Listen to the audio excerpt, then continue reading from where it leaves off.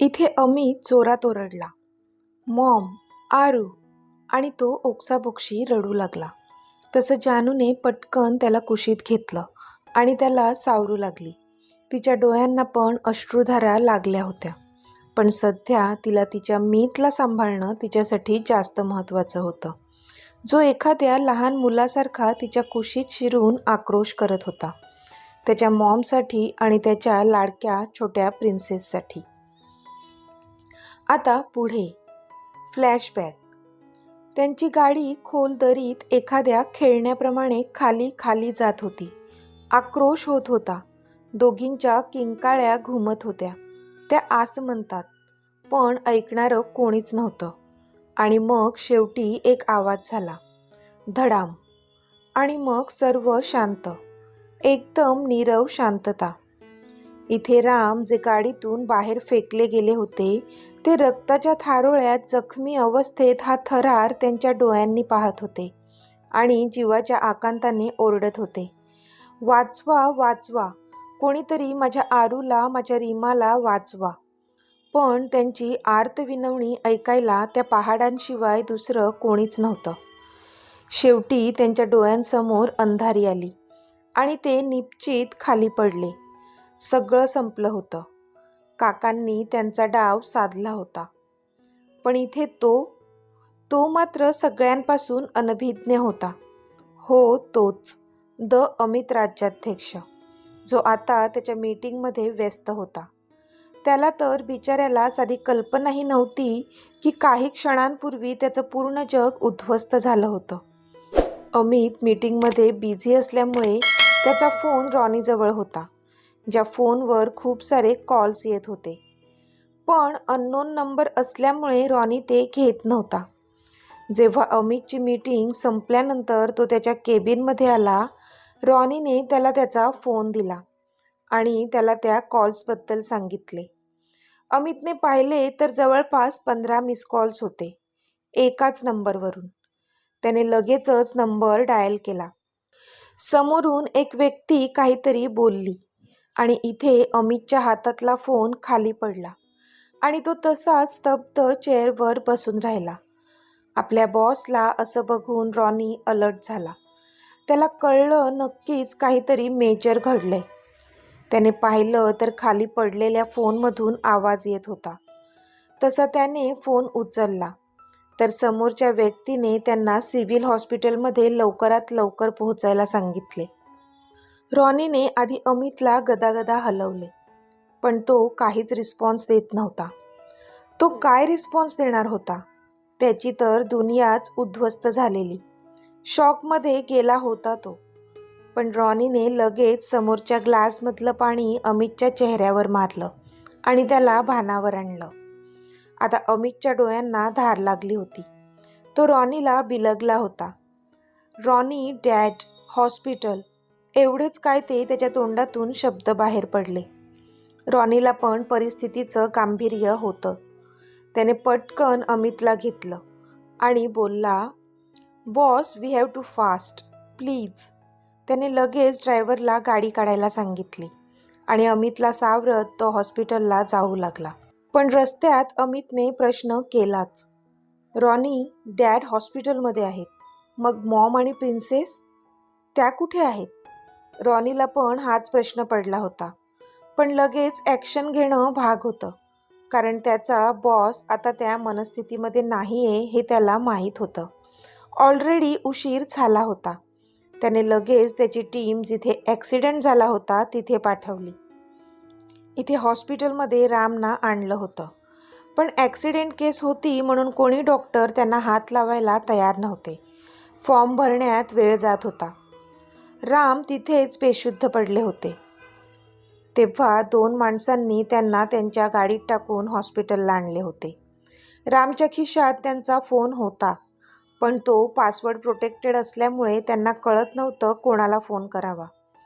पण जेव्हा त्यांना त्यांच्या वॉलेटमध्ये कंपनीचं कार्ड मिळालं, तेव्हा त्यांनी अमितच्या नंबरवर कॉल केला. केस क्रिटिकल होती, पण अजून डॉक्टरांनी त्यांना हात पण लावला नव्हता. इतक्यात अमित आणि रॉनी हॉस्पिटलमध्ये आले. त्यांच्या पाठोपाठ एक्स्ट्रा बॉडीगार्ड्स पण. ठप ठप बुटांचा आवाज हॉस्पिटलमध्ये दणदणला. तेव्हापासून हादरलेला अमित आता त्याच्या मूळ स्वरूपात आला होता. कारण त्याला माहीत होतं त्याला स्ट्रॉंग राहावं लागणारच होतं त्याच्या फॅमिलीसाठी. ती 2 माणसं अमितकडे पाहतच राहिली. त्यांना कल्पना पण नव्हती की ज्यांना त्यांनी हॉस्पिटलमध्ये ॲडमिट केले ती व्यक्ती इतकी श्रीमंत असेल, जे आता अमितच्या अवताराने त्यांना जाणवलं होतं. त्या दोघांनीही सांगितलं की त्यांना राम जखमी अवस्थेत सापडले होते आणि म्हणून ते त्यांना इथे घेऊन आले. त्यांना मॉम आणि आरूबद्दल काहीच माहीत नव्हतं. पण डॉक्टरांनी अजून त्यांना ट्रीट केलं नव्हतं. पण आता अमितला समोर पाहून सगळ्या डॉक्टरांची ततपप झाली. कारण अमित डोळ्यातून आता आग बरसवत होता. एखाद्या माणसाचा जीव महत्त्वाचा आहे की फॉर्म भरणं? तुमच्या ह्या फालतू प्रोसिजरमुळे माझ्या डॅडना जर काय झालं ना तर अख्खं हॉस्पिटल जाळून टाकीन मी, अमित अक्षरशः ओरडला. त्याच्या त्या आवाजाने अख्खीच्या अख्खी डॉक्टरांची फौज उभी राहिली आणि ते रामना आत घेऊन गेले आणि युद्ध पातळीवर त्यांच्यावर उपचार चालू करण्यात आले. इथे अमितची बेचैनी वाढली होती. कारण अजून मॉम आणि आरूचा काहीच पत्ता नव्हता. त्याची टीम तिथे पोहोचली होती, पण तिथून पण अजून काहीच माहिती मिळाली नव्हती. Ronnie, any update? अमितने विचारलं. त्यावर रॉनी थोडा बिचकतच, no boss. What the hell? कसली टीम बनवली आहेस तू? युजलेस. एक अपडेट द्यायला इतका वेळ लागतो का? अमित आता चिडून बोलला. रॉनीच्या डोळ्यात अश्रू तराळले होते. पण त्याच्या बॉसच्या बोलण्याने नव्हे, तर त्याला त्याच्या टीमकडून जे अपडेट ऑलरेडी मिळालं होतं, पण ते बॉसला कसं सांगावं हे त्याला कळत नव्हतं. म्हणून कारण त्यांच्या अपडेट्सनुसार त्यांना मॉम आणि आरूच्या डेड बॉडीज मिळाल्या होत्या, ज्या आता अत्यंत दयनीय अवस्थेत होत्या. पण आता कुठे आपला बॉस सावरला होता. पण ही न्यूज ऐकून तर तो पूर्णपणे कोलमडणार होता हे त्याला माहीत होतं. म्हणून तो गप्प होता, हतबल होता. तिथे ॲक्सिडेंट झाल्यानंतर लगेचच काकांना कॉल गेला की काम झालंय.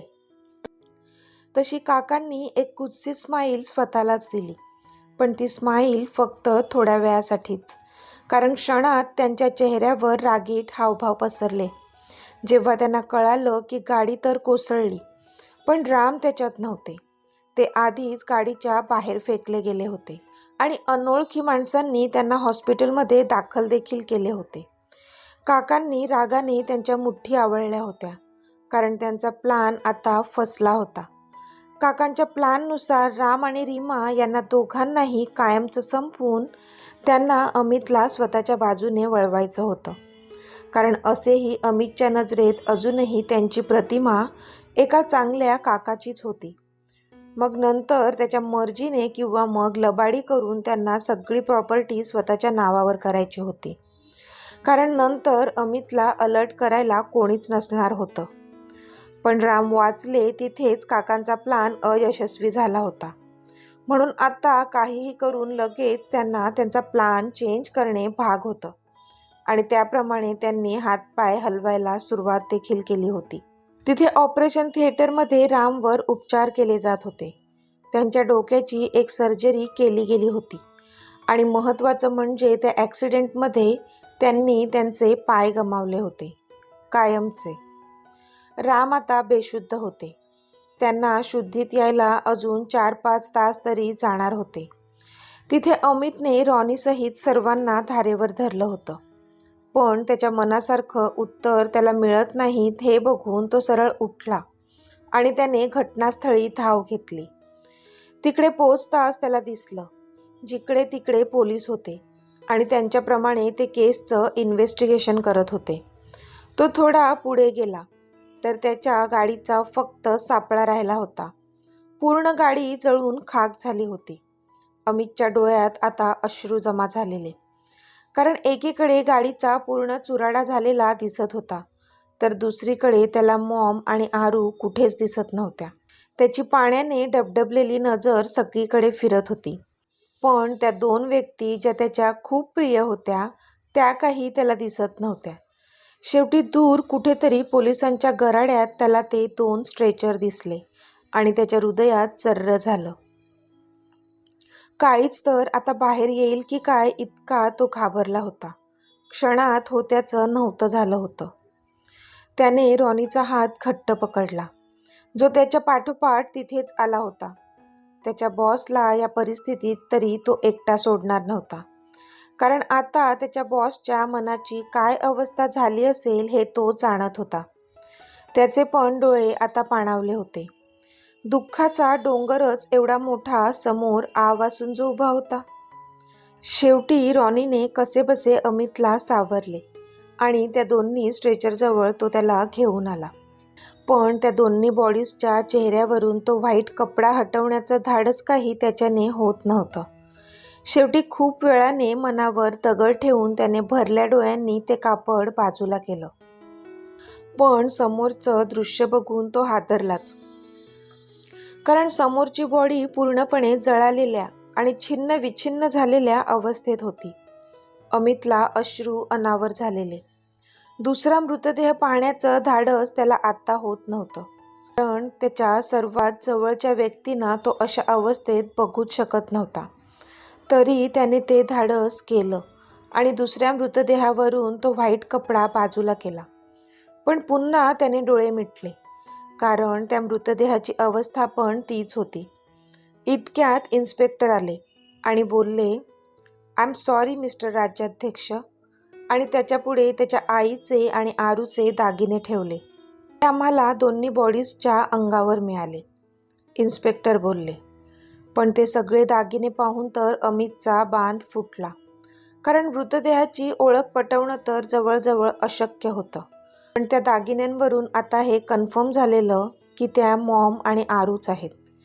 रॉनीने कसंबसं अमितला सावरलं आणि गाडीत नेऊन बसवलं. थोड्या वेळाने अमित सावरल्यानंतर त्याने रॉनीला इशारा केला. तसा रॉनीने इन्स्पेक्टरशी डिस्कस केलं आणि दोन्ही मृतदेह राज्याध्यक्ष हाऊसमध्ये पाठवण्यास सांगितले. इथे हॉस्पिटलमध्ये बरोबर 8 तासांनी रामना शुद्ध आली होती, पण औषधाच्या गुंगीचा प्रभाव अजूनही होताच. त्यांनी हळूहळू डोळे उघडले, पण त्यांच्या नजरेसमोर सकाळचं ते दृश्य वारंवार येत होतं, ज्यामध्ये त्यांची गाडी रीमा आणि आरूला घेऊन त्या खोल दरीत एखाद्या खेळण्यासारखी पडत होती. तसे त्यांनी गच्च डोळे मिटले. पण इतक्या तासांनी शुद्ध आल्यानंतर त्यांना वाटलं, कदाचित ते त्यांचं स्वप्न असावं. पण नाही. आजूबाजूचे हॉस्पिटलचे वातावरण पाहिल्यानंतर आणि स्वतःला बेडवर निपचित पडलेलं पाहून त्यांना जाणीव झाली की आता सगळं संपलं होतं. डोक्याला सर्जरी झालेली. ते दुखणं तर होतंच, पण मनात जो दुःखाचा सागर लोटला होता त्याला कोण आवर घालणार होतं. त्याच्या डोळ्यातून अश्रूंच्या धारा वाहत होत्या, पण आक्रोश करायला अंगात त्राण नव्हतंच. थोडा वेळ असाच गेला. डॉक्टर आले आणि त्यांना चेक केलं. बाहेर रॉनी होता, कारण आता अमित घरी होता. डॉक्टरांनी रॉनीला आत बोलावलं. रामना शुद्धीवर आलेलं पाहून रॉनीला आनंद झाला, पण क्षणात तो आनंद गायब झाला, कारण रामच्या नजरेत प्रश्न जे होते, त्यांची बायको आणि मुलगी कुठे आहे. कुठेतरी थोडीशी आशा रामना पण होती की कदाचित मी वाचलो तर त्या दोघीही वाचल्या असतील. पण रॉनी आता काय उत्तर देणार होता. आधीच रामची अवस्था ही अशी, आणि वरून त्यांना मॉम आणि आरूबद्दल कळलं तर ते पूर्णपणे कोलमडून जाणार होते. पण तरीही मनावर दगड ठेवून रॉनीने ते सत्य रामना सांगितलं आणि रामनी एकच हंबरडा फोडला. इतका राकट माणूस तो, पण आता एखाद्या लहान बाळाप्रमाणे धाय मोकलून रडत होता. त्याचं पूर्ण जग उद्ध्वस्त झालं होतं. रॉनीला खूप वाईट वाटत होतं, पण तो काहीच करू शकत नव्हता. ह्या नियतीपुढे कोणाचं काहीच चालत नाही असंच त्याला वाटत होतं. पण त्याला बिचाऱ्याला तरी हे कुठे माहीत होतं की ज्याला ते नियती समजत होते ते तर घडवून आणलेलं एक क्रूर षडयंत्र होतं, काकांचं. इतकं सगळं घडून गेलेलं, पण अजून एक गोष्ट होती जी अजून रामना माहीत नव्हती. आणि ते सांगायचं कसं हा देखील यक्षप्रश्न रॉनीसमोर होता. कारण त्याच्या तोंडातून आता शब्द फुटत नव्हते. रामना वाटत होतं की अजूनपर्यंत औषधाचा आणि ॲनेस्थेशियाचा इफेक्ट आहे, म्हणून त्यांची बॉडी जास्त हालचाल करत नाहीये. पण जेव्हा त्यांना कळलं की त्यांचे दोन्ही पाय निकामी झाले आहेत आणि ते आता ह्यापुढे त्यांच्या पायावर चालू शकणार नाहीत, त्यांचं अवसान गळालं. त्यांनी पुन्हा एकदा डोळे गच्च मिटले. का? देवाने मला तरी का जिवंत ठेवलं? माझी रीमा आणि आरूसोबत मला पण का नाही नेलं? इथे अमित घरी होता. काका आणि काकीनं यायला अजून उशीर होता, कारण ते दिल्लीवरून येणार होते. जसे काका आणि काकी आले तसे त्यांनी टाहो फोडला. अर्थात खोटा खोटाच. अमित तर एखाद्या निर्जीव शरीराप्रमाणे बसला होता आणि अंत्यविधीचे सगळे सोपस्कार पार पाडत होता, एकटाच. कारण त्याच्या डॅडना तो ह्या अवस्थेमध्ये इथे आणू शकत नव्हता. शेवटचे सगळे विधी पूर्ण झाले होते. आता ह्या गोष्टीला 5 दिवस पूर्ण झाले होते. रामना पण आज डिस्चार्ज मिळणार होता. अमित त्यांना घेऊन घरी आला. पण जसे ते आत शिरले आणि त्यांनी समोर बसलेल्या काकांना पाहिले, तर त्यांच्या डोळ्यात आग उतरली. ते तसेच त्यांची व्हीलचेअर सरकवत त्यांच्याकडे गेले आणि जोराने ओरडले, झालं? झाला का तुझा जीव शांत? तू माणूस नाही, हैवान आहेस. नरभक्षक आहेस तू. इतक्या खालच्या थराला जाशील वाटलं नव्हतं मला. पण डॅडच्या अशा वागण्याने अमितला काही कळेना काय चाललंय. अमित डॅडना बोलला, डॅड प्लीज कंट्रोल युअरसेल्फ. तुम्ही काकांवर का चिडताय? त्यावर रामने एक रागीट कटाक्ष काकांवर टाकला आणि पुन्हा ओरडले, ते त्यालाच विचार. हा इतका पाताळ यंत्री असेल असं वाटलं नव्हतं मला. डॅड नुसते रागाने थरथरत होते. अमित मात्र सैरभैर झालेला. त्याला काहीच समजत नव्हतं.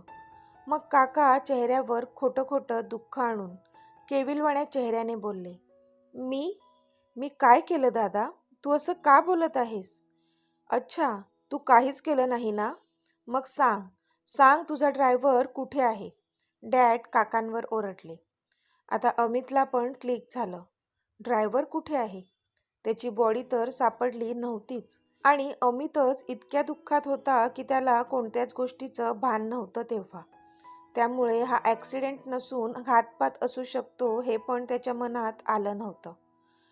पुढे डॅड बोलू लागले, हो अमित, विचार त्याला, त्याचा ड्रायव्हर कुठे आहे? त्याने गाडीचे ब्रेक फेल केले होते आणि तो आधीच गाडीतून उडी मारून पळून गेला होता. हे सगळं ह्याचं कारस्थान आहे. तू पोलिसांना बोलव, डॅड बोलले. अमित मात्र आश्चर्यचकित नजरेने काकांकडे बघत होता. त्याला विश्वास बसत नव्हता की त्याचा काका असं काही भयानक करेल, कारण त्याला काकाची वाईट बाजू माहीतच कुठे होती. पण आता काकांना पण घाम फुटला होता, कारण आता अमितला पण रामने काकांचं सत्य सांगितलं होतं. पण महत्त्वाचं म्हणजे त्यांनी त्यांच्या ड्रायव्हरला कुठेतरी लपवून ठेवलं होतं आणि जर अमितने त्या केसमध्ये हात घातला तर तो नक्कीच त्याला पाताळातून पण शोधून काढेल हे काकांना चांगलंच माहीत होतं. अमितने एक धारदार नजर काकांवर रोखली आणि बोलला, काका खरंच तुझा यामध्ये हात आहे? मला खरं खरं सांग. आणि ड्रायव्हर कुठे आहे तुझा? डॅड काय सांगत आहेत? नाही अमित, मला नाही माहीत ड्रायव्हर कुठे आहे. अरे मी असं का करेन? मीच माझ्या सख्ख्या वहिनीसोबत आणि आरूसोबत असं का वागेन? तूच विचार कर ना, काका बोलले. ठीक आहे, पण जर मला कळलं की ह्यामध्ये तुझा थोडा पण हात आहे तर मग माझ्यासारखा वाईट कोणी नसेल, अमित बोलला आणि डॅडना घेऊन तिथून निघून गेला. त्याने लगेचच रॉनीला कॉल करून त्या ड्रायव्हरचा शोध घेण्यासाठी टीम अपॉइंट केली. आता घरामध्ये दशक्रियाविधी होती. इतक्यात अमितला फोन आला की ड्रायव्हरचा पत्ता मिळालेला आहे. अमितने त्याला जसा आहे तसाच उचलून आणायच्या ऑर्डर्स दिल्या. पण इथे काकाला पण पत्ता लागला होता की इतका जीवाचा आटापिटा करून त्या ड्रायव्हरला खूप सुरक्षित जागी लपवून ठेवले. तरीसुद्धा अमितच्या माणसांनी त्याला शोधून काढलंच. काका मात्र आता बेचैन झाले होते. त्यांना काहीतरी करणं भाग होतं. कारण जर तो ड्रायव्हर सापडला असता तर काकांचं षडयंत्र पण उघडकीस आलं असतं. आणि मग साक्षात देव जरी वरून खाली उतरला असता तरी काकाला अमितच्या तावडीतून सोडवू शकला नसता. हे काकांना चांगलंच माहीत होतं. म्हणून काका सध्या घाबरले होते. पण आता हुकमाचा एक्का काढायची वेळ आली होती. नाही नाही, एक्का नाही, हुकमाची राणी, काका मनातच बडबडले. तर मित्रमैत्रिणींनो, आजचा भाग तुम्हाला कसा वाटला ते मला कमेंटमध्ये सांगा. आणि जर आवडला असेल तर व्हिडिओला लाईक करा, शेअर करा आणि चॅनलला सबस्क्राईब करून बाजूची घंटी नक्की दाबा. चला तर भेटूया आपल्या पुढच्या भागात. तोपर्यंत धन्यवाद.